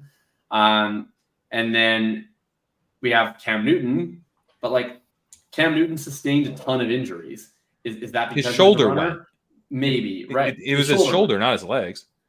Exactly. So, and he never actually lost the ability to run. Like it was more, so, okay, is it possible that like, because Tyler and Lamar run, that they will sustain more injuries like Cam Newton did, and then thus will be able to throw worse? Like it's possible, but I mean, the Twitter doctor community has seemed to indicate that there's not really that many more injuries that occur for rushing quarterbacks and for non-rushing quarterbacks. Lamar's injuries have largely occurred in the pocket, quite frankly. So is there risk? I guess, but I don't know that we actually have that much evidence that running quarterbacks start to run a ton less, or that they're going to get injured a lot more. Like, I guess we'll have a lot more data in 5 to 10 years, because this is kind of the most data we've ever had on like high level rushing quarterbacks, right? Like it's different than like a Cordell Stewart, where it's like he was like a gimmick, right? He was never like a legitimate like every year asset in the way that a Cam Newton was. So I think the sample size is too small to know for sure. I think it's fair to have some doubts, but I also think that the market generally prices that in, and compared to like that really high floor year to year that you get from that rushing basis, like I still wind up being above the market on virtually every rushing quarterback. I think that with some of these guys, if you think about Lamar and his range of outcomes and how risky of an asset he is, if the market is going to give me a discount because he's a rushing quarterback, like hell yeah, I'm taking that discount, because Lamar just signed a new contract. Lamar is a franchise quarterback. And so if there's, I agree with Jacob, like we don't really know, there could be this, potential red flag with these guys. Maybe not. But we do know that guys losing their jobs is a huge problem, and that's not always priced in. So, Fields, the concern with Fields for me would be, is he ultimately going to be a long-term starter in the NFL? Are the Bears going to lose faith in him if he doesn't take a leap forward this year? Has nothing to do with the fact that he's a mobile quarterback, only to the extent that maybe the Bears coaches wish he was a better thrower, or whatever. But that's like the only reason that his profile concerns me. And if you just focus on what happens if this guy has a down year, what's his job security? That question. I mean, I feel like you can beat the market in a big way just by thinking through that question. You don't have to kind of get into the weeds of the stuff we don't know about yet. To that point, I wouldn't be buying on Fields just on the topic of running quarterbacks. I feel like you sort of missed the boat, and you're assuming all the risk for, like, he's not going to appreciate. I mean, like, I don't think, can Justin Fields have a higher he dynasty could. quarterback I mean, ranking? he could have Jalen Hurts ranking if he if he appreciates that. But I'm not buying on Fields, not because I think he's like a rusher and he's going to get hurt. I'm not buying on Fields because he is a round 1 startup quarterback who has not been a good quarterback in the NFL yet. Yeah. That's the right answer. Yeah. I have Fields on a team, but I would like to trade out of him if possible. Unfortunately, it's an industry league, and so everyone in the league may now know that, and I might have trouble doing it. But I got to Fields by trading Trey Lance. We talked about this on one of these podcasts That's before. always a win. Question here: what should Trey Lance owners do now? Feels like holding or selling extremely low. You got to hold. You cannot possibly have gone through the odyssey you went through with Trey Lance and be like, you know what? I'll take a 2025 third. Like, what's the point? Yeah, I mean, like, I just don't frankly have whatever I could possibly get in return. It's just not worth the humiliation that is bound to exist if I like start sending out Trey Lance based trade offers and then like the person's like, haha, no, like I just can't face that. Like, the rejections. You can't handle. Yeah, I can't handle the rejection. Like, I can't handle sending out an offer of Trey Lance for Devin Singletary in the 2026 second and being told no. Like, that's just, Marvin Mims like insta rejected. That's gonna hurt. Yeah. So at this point, like, I think you just need to treat Trey Lance like a draft pick, right? Like, pretend that Trey Lance is like Will Levis or Hendon Hooker or like Malik Willis or anything else. And it's just, he's just going to sit there on your team. And like, if he turns into something, then awesome. In all seriousness, you should definitely hold Trey Lance. The market, like at times, has shown like a pretty massive willingness to buy into Trey Lance despite uncertainty. He was worth more than Lawrence after his rookie year and Fields. Right. And even early this offseason, he was a 3rd, 4th round startup pick when people thought that Purdy was not going to be healthy enough to start the season. Yeah, that was your window. Luckily, that was the window. That was definitely when I was like, all right, we're taking the last train to Clarksville here. But I mean, at this point in time, any possible externality that would affect Trey Lance would be positive. Like, him getting cut is positive. Him getting traded is positive. Brock Purdy throwing an interception is positive. Brock Purdy like doing anything bad. Like, the market at this point has decided it's Purdy 100%. Even Trey Lance playing in the preseason a bunch is positive because it's like at least you're getting to see him. At least teams are now. If he looks terrible, maybe it's not positive. But I think that's what's expected. So I don't know. I would just hold him, and like all you need is like one 24-hour period of like a positive Trey Lance news item, and then maybe like some truther sends you something, right? Like I once sold Laviska Shenault for the 205 because there was a random tweet that said the Chiefs were interested in trading for him after his 2nd year. Like, and then immediately someone was like, "I'll give you the 205," and I was like, "I remember that tweet. I literally remember that. You remember that trade because I'm pretty sure you're the person who traded for him." I mean, so while you're not wrong. I mean, so while Jacob was talking, I did just in my own head go through like, okay, what happens if Trey Lance actually does look good in the preseason? And Schefter tweets that like the Titans want to trade the Falcons for him. Are inquiring. Yeah, like then I am immediately going to MFL and being like, I'm going to send out some really sneaky offers and maybe no one's noticed and they'll just be so happy to get a Trey Lance trade offer. Maybe they'll just instantly click accept. And by the way, when Davis sends you that offer, hit accept. Hit accept on that offer. Yes. Yeah. I think, just like, honestly, I'm so sick for Trey Lance. The fact that he keeps wearing this "can't believe y'all doubted me" hat is like, I'm like, maybe he knows something we don't. Maybe Trey Lance actually maybe Trey Lance really is good and we just haven't seen it yet. And it's just been a nightmare scenario for him. Like, that's how sick I am for this guy. I can't. So if I'm able to say this with the self-knowledge that it's stupid, there will be other people in your leagues that also are in the same situation where they want to quit him, but they literally do not know how. This is the magic of your analysis, Davis. I mean, you're able to communicate this like deep, emotional bias that we're all going to feel when the 3rd overall pick, who's a mobile quarterback, looks like he might get a second chance. We're all going to be excited again. We know it. What is his ADP going to be? And if you get like one tweet from Adam Schefter that's like the CDC has decided that heroin might actually cure cancer, like if someone's offering a 2025 first for that hit. 100%. I mean, what is his ADP going to be when he's the starting quarterback for the Tampa Bay Buccaneers in 2025? Like, high. It won't be low. Yeah. Higher than now. Yeah.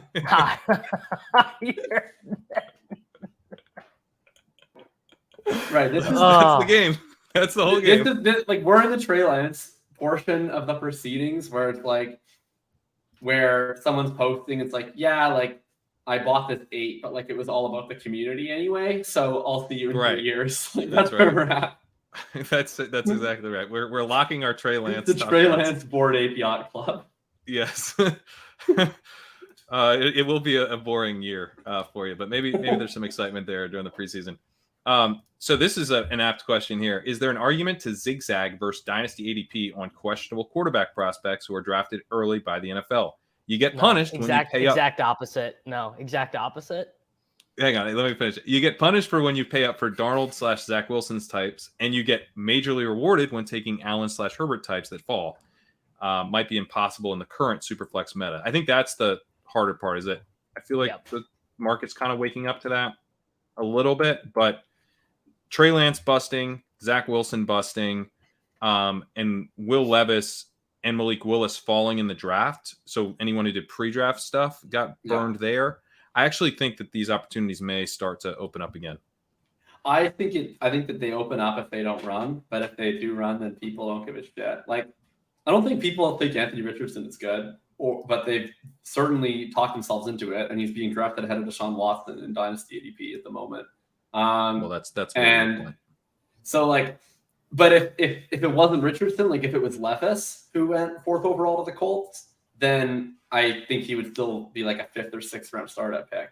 I just think he would be an opportunity, I think, there, wouldn't he? Exactly. I totally agree. So like I think the quarterbacks who like don't really run and who aren't swaggy, if they get drafted early, that's an opportunity to bet into the uncertainty.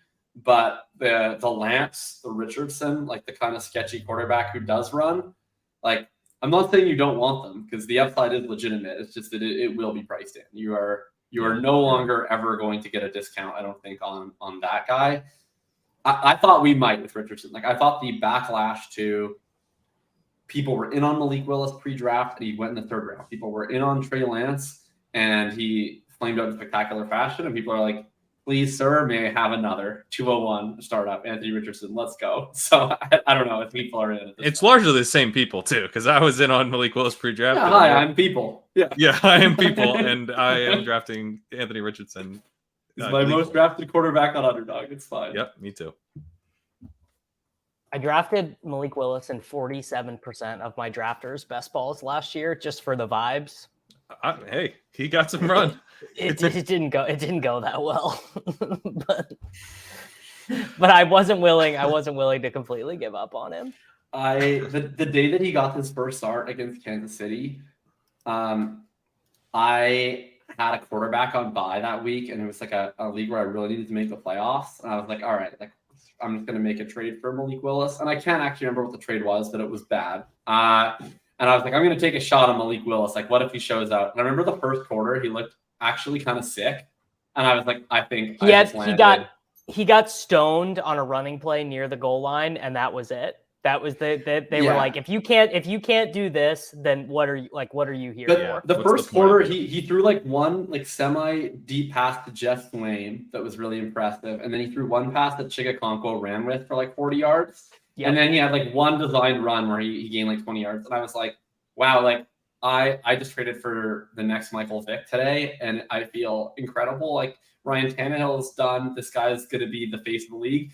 And within 2 hours, I was like, oh, like I just threw assets for nothing. This guy will never. We really have not done, like there needs to be a 30 for 30 on the decision inside of that building to go with Josh Dobbs for like a must win game, because it's just like, I want to know what Malik Willis is thinking when they're bringing Josh Dobbs last started a game for the University of Tennessee in 2018.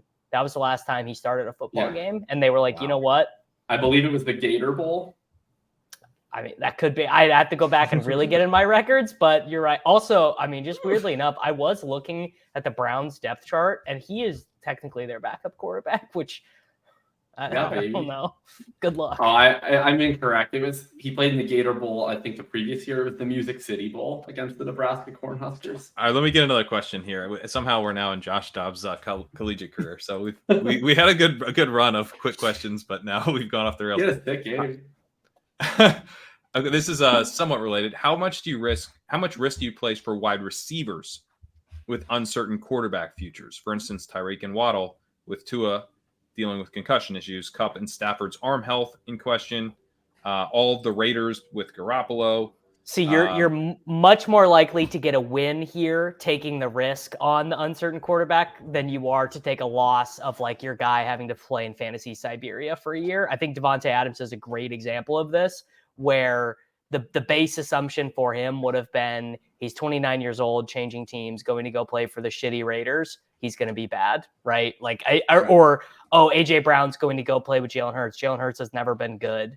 I'm not a Jalen Hurts bully. Just whatever the situation is, Tyreek and Waddle with Mike White. You're not to say you won't occasionally get a fantasy Siberia season where your guy literally doesn't have a guy throwing it to you. Obviously that exists, but you're much more likely to book a win, I think. Well, it's interesting the question was phrased as uncertain quarterback future, but I feel like it didn't really make a delineation between uncertain quarterback future and uncertain quarterback present. I definitely want to buy into wide receivers with an uncertain quarterback present. Like Drake London is a great example where it's like the only options for him moving forward is either Desmond Ridder is a lot better than we expect or they get a different quarterback. Yeah. But like his current quarterback expectation is priced as though it sucks. And he's a second-year wide receiver who flashed as a rookie, who's a great prospect, tons of draft capital. So it's not like it would be different if Desmond Ridder was 30 years old, or if Drake London was 30 years old. Exactly. And on the other side of that coin is like Garrett Wilson, who has an extremely uncertain quarterback future. His quarterback is 40 years old, but I don't think his price discriminates. Like I think his price is jazzed about Aaron Rodgers, and I don't know that his price would be all that different if Aaron Rodgers was 31 instead of 40. I don't wish to acknowledge that Garrett Wilson is overvalued because I love him. So it's fine. I'm willing to look past it, but I definitely think the market is pretty willing to look past uncertain quarterback futures if the present is fine. Like I think that the fact that Justin Jefferson is the unanimous wide receiver one ahead of Jamar Chase is inefficient, because I think that at some point Justin Jefferson is going to have, it's not an anti-Cousins thing. It's a who comes after Cousins. I don't know. It could be Trey Lance. But Jamar Chase is going to have Joe Burrow for his entire prime. So I think I do take it into consideration when it's not priced in. I don't really care for the olds. Like, who's the quarterback next year for the Raiders? Gosh, I don't know. Are they probably better than Jimmy Garoppolo? Maybe. Is Devontae Adams going to be alive in 2024? Like, who's to say? So I think for the old guys, I'm living in the present. Yeah, I just double checked to make sure I had Chase ahead of Jefferson, which I do. But that is huge. You're right. Like there's going to be a reckoning there a little bit with we'll probably all have Chase ahead of Jefferson next year. So why wouldn't you have Chase ahead of Jefferson this year if that's very likely to happen? This should be a quick one. To what extent would you expect running backs to recoup the value lost from last year if they score strongly this year? None. It literally doesn't matter. None. Yeah.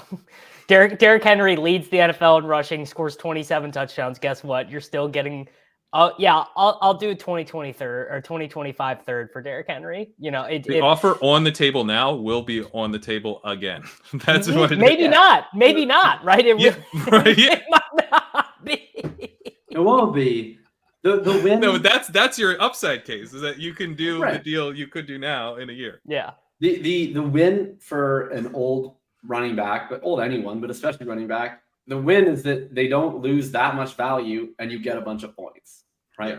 You can't. The win is the points they do on your roster, not what they get in value. Exactly. The win is Tony Pollard scores 18 points per game, and if you wish to, you can still trade him for 80% of the same value. That's the victory scenario. Yeah. Another trade question: how should we approach the timing of trading? Preseason, off-season, in-season, etc. There's obviously natural market fluctuation, but also different cycles of owner sentiment. I think this is massively important to just keep in the back of your mind.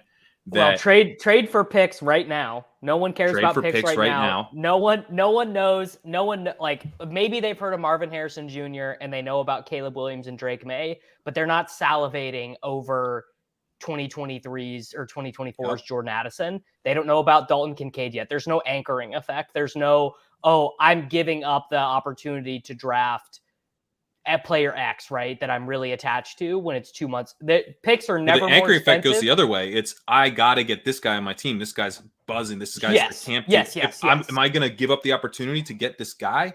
It's like yes. Right. Yeah, Whereas try getting a 3rd round pick when the draft is actually happening. People are like, yeah, I'll do Justin Jefferson for the 303. Like you are not getting picks. That's a no-no. Yeah, that's a no-no. Everyone, they'll turn you down snarkily. That's the way it goes. They're like, oh, you wanted to send Tony Pollard for Dalton Kincaid? Good joke, brother. Like no chance. Yeah. And then in October, if you're like, okay, I'll send you Kincaid for Pollard, who's now crushing, you'll get the exact opposite reaction. Everyone wants a sexy roster in April and May. Everyone. It's like you feel like you're out of this like party. You're like, oh my god, like I should have been hitting the gym. Even being aware of it, you can't help it. Like if someone were to send me a trade for a player I like for a pick right now, I'd be like, yep, done. Except, like I just would. I wouldn't be able to. Literally just like why do we play fantasy football? Because like we want the dopamine rush. And at the end of the day, it's like when the rookie draft is happening and you have to sit through a rookie draft in which no one asks your sleeper handle, followed by the letters OTC, like you just feel sad inside and you are willing to sacrifice 10% of your value to see that OTC. That really did upset you, just the thought of it. the thought of not being on the clock in the draft. Like the thought of like you open up your rookie draft in May and you don't pick until the 302 and you're just like, I've never felt worse than getting these emails right now of everyone else in my league picking, and you are Squidward looking out the window at Patrick and SpongeBob playing and being like, I'm just locked in here. There's nothing I can do. You're the meme at the party where you're like, they don't know that I'm projected to score 180 points in week 1. It's true. No one cares about that because your players are a little too old. They don't know that Josh Jacobs will score 18 points per game this year, but I can't trade him for Tank Bigsby. No, you can't, dude. You would get rejected so fast. In May, you would get rejected so fast on Josh Jacobs for Tank Bigsby in any of these industry leagues. Like people would it would be an immediate reject. Immediate. Yeah, it's I don't know. This time of year, people actually start looking at their rosters, and it's like, oh, I do need an RB2. So probably and give it 2 more weeks because that's when everyone's drafting their actual fantasy teams, and then they'll pull up their dynasty roster, and they're like, huh, like why did I think this was an amazing roster again? I don't have any starters. Oh, it's like you can completely change like. Even just the way you talk and trade. Like the other day, like I caught myself doing it, not even consciously, where I was like trying to manipulate it. I just caught myself being like, well, Calvin Ridley goes ahead of Breece Hall on underdog right now. So you really do. So I think, this is a good time. If you have the teams that you're like kind of low value, like might want to tank, this would be a good time to test the waters and see if you could sell off some of those veterans. And then, especially if there are players that you really want to target just because you think they're underpriced, like this might be your last chance saloon at that, especially for younger players. Because once you get into the season, like picks are pretty available because people remember that injuries exist and they need to fill out their lineups. And also like veterans are really available in season because you get a lot of teams that are like trying to sell off and nobody wants their veterans and they're feeling the time crunch. But it's harder to make like market-based buys if you're just like, I think Brandon Ayuk is around undervalued and it's week 7. It's like, teams are like, yeah, but I need him now. You see them in my lineup. This is probably your last chance if you just want to buy some undervalued guys. And it's definitely a good time to sell veterans if you're in a position to do so. I think this is also a time to move off of risky long-term assets. Like we talked Justin Fields, if everyone can sit in May and go, yeah, Fields is a lot more risky than, Trevor Lawrence or whatever, because it's a lot harder to do that if he rips off 27 points in week 1 or whatever. And like, you don't even necessarily need to wait until the season begins, because if you wait until everyone's been drafting Justin Fields like 2 rounds ahead or, maybe a round ahead of Trevor Lawrence in all these best ball drafts or, the regular drafts, it's like how many times if someone's clicked Justin Fields over Trevor Lawrence, like, 20 times or 150 times or 400 times or whatever, depending on how sick you are, then you're going to be much more inclined when an offer shows up in your inbox of, here's Justin Fields, you give Trevor Lawrence or whatever, to make that swap. Like, it's just so natural, it's just such a natural, like, we see NFL teams do this, right? NFL teams try to win the off season. They got all excited about, like, oh, we got all the best, like, cast off free agents. We crushed it. It's like, sometimes it's like, are they even trying? Do they even think this will translate to wins? Or it's just like, I look good now. Look at me. I look so good. There's definitely that bias that creeps in. For sure. It's also, I think you mentioned before about doing trades at your evaluations versus the market.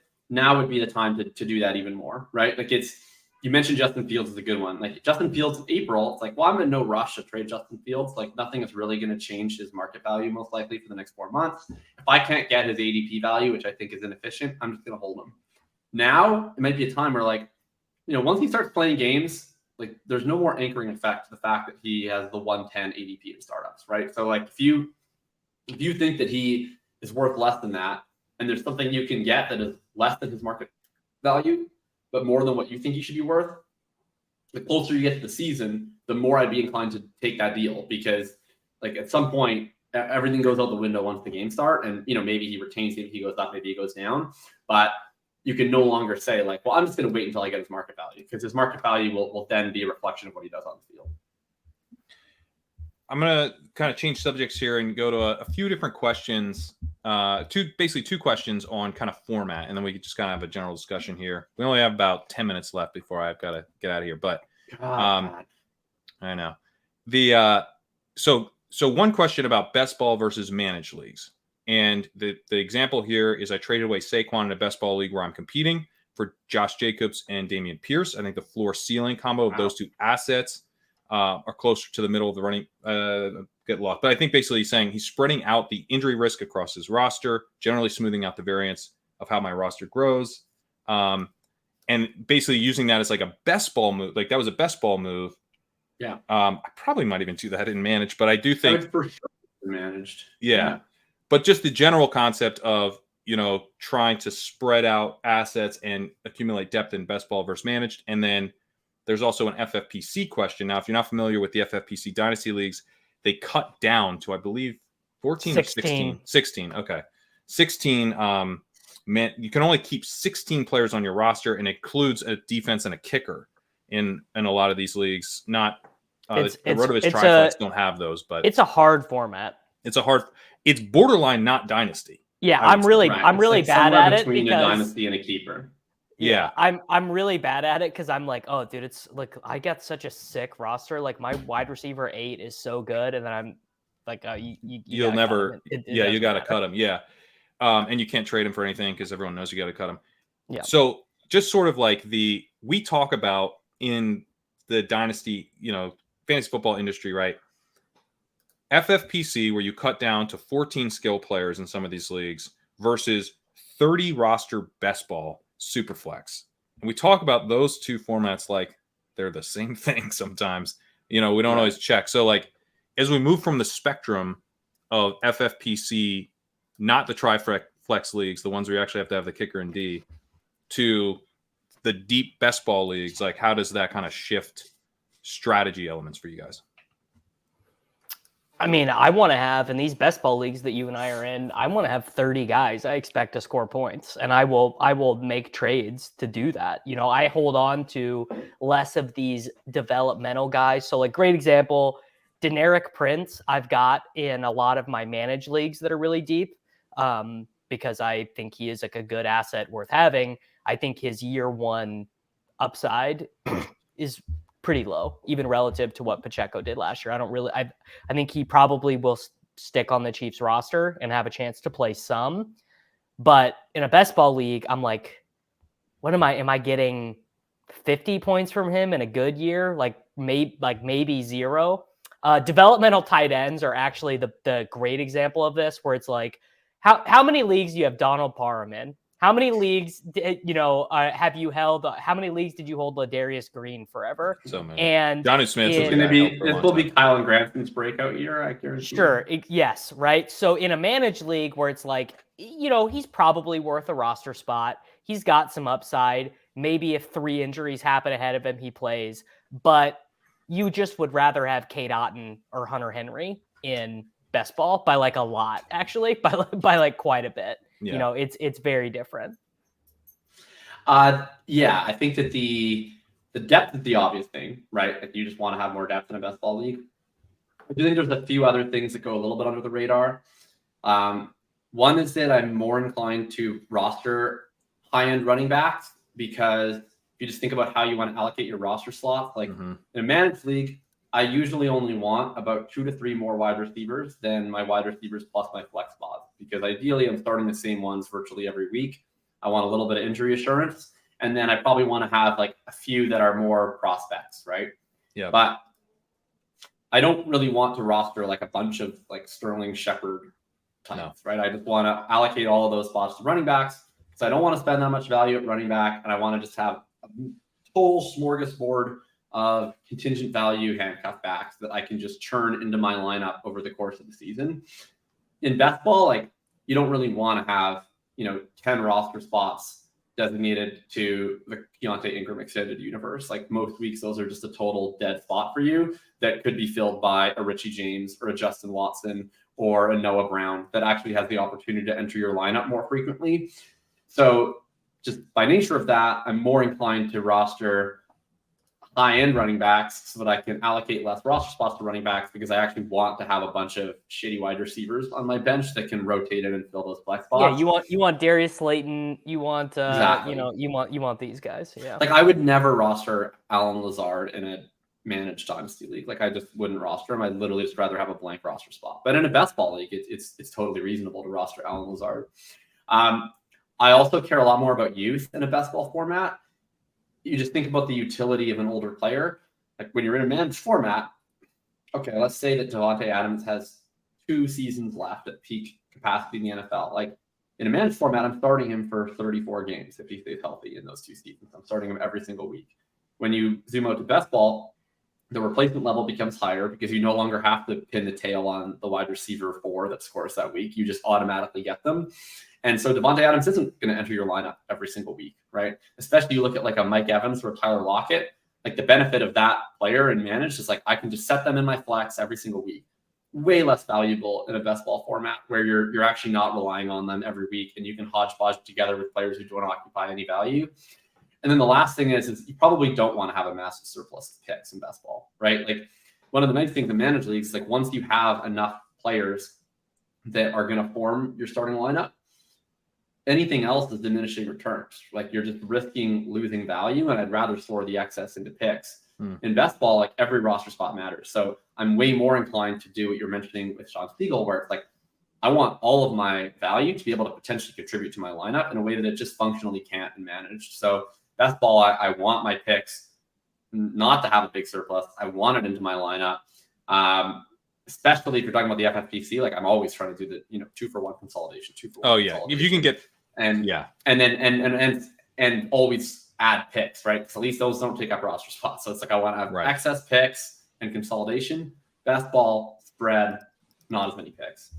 Yeah, what's the value of a roster spot? And it goes up the smaller the league gets, right? If in an FFPC league, the value of a roster spot, simply clearing a roster spot in a trade becomes like a 3rd round pick.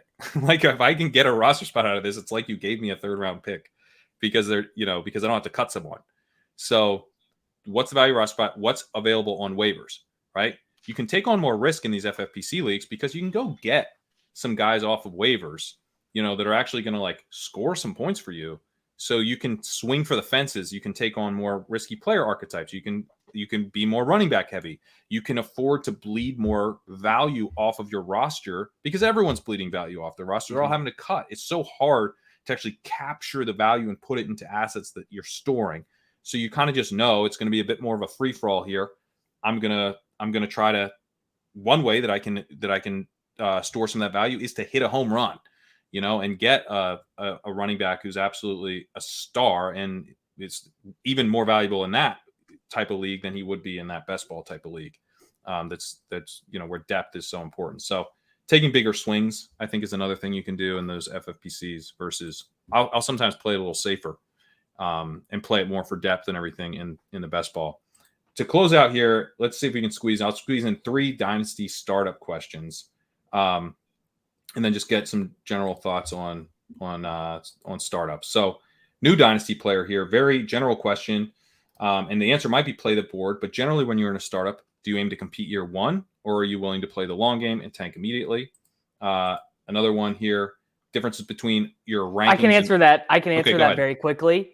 Read the room. If you're playing with a bunch of fucking virgins who want to compete in 2027, draft all the olds. If you're playing with a bunch of people who are like drafting Derrick Henry in the 2nd round because they think it's just like redraft, you do the opposite. You just have to read the room. There's no way to prescribe an optimal strategy either way. Yeah, you have to read the room, but I would pick a path. Of dynasty. You take the road less traveled by, and that will make all the difference.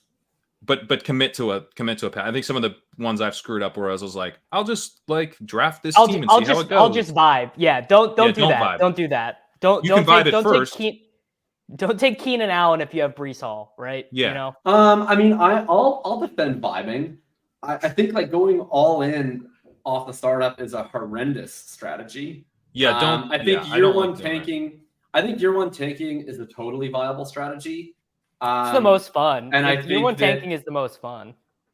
Yeah, I think that's totally viable. And I think that vibing is viable. Like I think you probably a lot of times in startups, like I'll start building fairly young and I'll want to add, a future first if I can. And then if I think I'm really cranking the startup quite well and there aren't teams that are like falling all over themselves to go all in, I'll round out my roster by taking a lot of vets late and position myself to compete right away. And if I don't, then I'll just keep taking young players or I'll just keep trading out for future picks. But like I don't think I would ever want to put myself in a position where my startup is like, just Travis Kelce, Cooper Kupp, Christian McCaffrey. Like I just think that's just a death wish. So I think even if you are trying to compete year 1, I don't think that means you have to take like every single old player. So I'll answer. So this is a question, kind of my next thought goes to this. What do you see as the advantages and disadvantages of trading up or back within the early rounds of a Superflex startup? So my thing there would be, if you're trying to win now, try to win through depth and trade back and try to get a bunch of pieces that are, on the younger side, but are going to be somewhat productive, or rookies that you expect to contribute right away. Build through depth, spread out your risk a little bit, but you're still trying to win, as opposed to, and you're trading back. So you're potentially accumulating additional value. Someone's got to get this guy. They might be willing to overpay a little bit. So you're moving back, you're accumulating, you're getting that depth. But you're also in a position where, you're not necessarily punting the first year. You also got to know you're going to have team value. You also got to know your league with this, though. Like these industry leagues, these virgin leagues, everyone wants to trade back. Everyone wants to trade down. No one wants to trade up. But again, I'm in a couple leagues with like just my real life buddies who like football. We did a dynasty startup last year, and I traded down the whole time because everyone was like, literally like, oh, I want this guy. I want to trade up for this guy. So I'm like, okay, sure, whatever. I don't care. But I would probably go the other way. I haven't done a startup, and that was the only startup I did last offseason. If I did an industry one now, or like a virgin one now, I would trade up. I'd be like, oh, I just am going to get like 6 really good players that I like, and then just vibe. Yeah, it's a read the room situation, but I tend to agree. If I'm playing with like, people who are not playing Dynasty very seriously or not listening to this podcast, I totally agree. I'm trading down. Part of that is just because I think the market's going to be less efficient. So players you don't normally see fall are going to fall, and you want to have more opportunities to catch fallers. But yeah, when I'm playing in the Virgin Islands, I definitely am trading up. And ideally what I'm doing is I'm trading up into the first round. I'm securing both of my elite starting quarterbacks, and then I'm trading back or out. And then I'm just hammering like olds. And then I'm just going to kind of recycle my running backs and wide receivers year over year within the framework. Like probably one of my most successful startups from last year. I mean, part of it's just getting lucky on the picks, but like I took Lamar Jackson. I traded up. I got Jamar Chase. I traded up again, and I got Jalen Hurts in the second round. And I didn't pick again until like the 8th round. And then I just took like an array of holds. Like I did like Lockett, Cooks, Hopkins, whatever. I ended up trading. I ended up hitting on a couple other younger guys, trading for Travis Kelce. And it's like I'll have Lamar, Hurts, Chase forever, and then I'll just have like a never-ending conveyor belt of holds that hopefully I'll backfill with draft picks over time. That like hopefully that cluster of Chase, Hurts, and Lamar will like keep me competitive for eternity. So I would say this is kind of answers one final question. I do think startups are more of kind of an IKB, go get your guys type of environment. I wouldn't be like playing the market with my startups so much. I think you're trying to accomplish a goal. And so therefore I think that the player archetypes matter a ton, but we got to get out of here. Thanks to you guys for this Dynasty series that we were able to do. This was a lot of fun. We should do something going forward with these Dynasty rankings with doing additional podcast episodes, maybe in season, but whenever we do an update to the ranks, we should just come on and do a little pod. 100%. Honestly, we'll probably do the pod and then do the updates to the rankings if I know. That's probably a better order. Yeah. But yeah, tell the people about what you guys got going on this summer. Same stuff. SportsGrid Fantasy Football Podcast, Taekcast. Watch SportsGrid TV. My show, Fantasy Sports Day, is on at 8 a.m. Central Time, 9 a.m. That's not right. It's the other way around. 7 a.m. No, fuck, it is right. 9 a.m. Eastern Time on Saturday mornings on SportsGrid. Yeah, you can find my work up on Thinking About Thinking. I launched yesterday the start of the Hitchhiker's Guide to Running Back, which is a column that I'm taking over from my work at Player Profile last year, but very new format. And we're starting up all of our off-season Hitchhiker's Guide posts, which will take me through August. Every running back with a ADP in the 7th round or later will be touched on in detail. That even includes a paragraph devoted to Trey Sermon, a paragraph devoted to Eno Benjamin. We went through a 6,700 word deep dive on the Eagles and Saints backfields. After finishing this, I'm going to be writing up the Dolphins and the Bears. So lots and lots of running back takes coming out of Thinking About Thinking all month long. Yeah. Okay. Speaking of the Virgin, I had a good joke, and then I couldn't even think of who. Oh, Tristan Ebner. If you're writing about Tristan Ebner, you may be in the Virgin Islands. I'm going to be writing about Travis Homer, but I'm only going to just post links of Sam's tweets. Like I'm not going to provide any of my own thoughts. He's so committed. He's so committed. Everything that Sam Sherman. When Travis Homer catches a 17-yard swing pass and runs it in for a touchdown in week 1, Sam Sherman is going to be unbearable. Where's your Roshan God now? Yeah, you're 100% right. I mean, the funny thing is that I think Sam's right about the Homer thing, but I think his conclusion is totally wrong. Like, if the conclusion is that there's a 3-man backfield that's actually a 2-man backfield because there's going to be a non-playable character active on game days, that's like great for all 3. Like, I would way rather take the risk that one of them is inactive on game days instead of getting 4 points per game. And then I get the other 2 splitting the backfield in 2 versus 3. Like that to me is like an attribute of the backfield. Take your lumps. You're going to miss once, but you're going to hit twice. Right. And yeah, I agree. All right. Everyone sign up for Legendary Upside at legendaryupside.com. Got your best ball ranks covered. And got another article out this morning. Going to have an article out for you on tight ends very soon as well. But thanks for checking this out. It's been a lot of fun. And we will be back at some point to talk more Dynasty. Until then, see you later.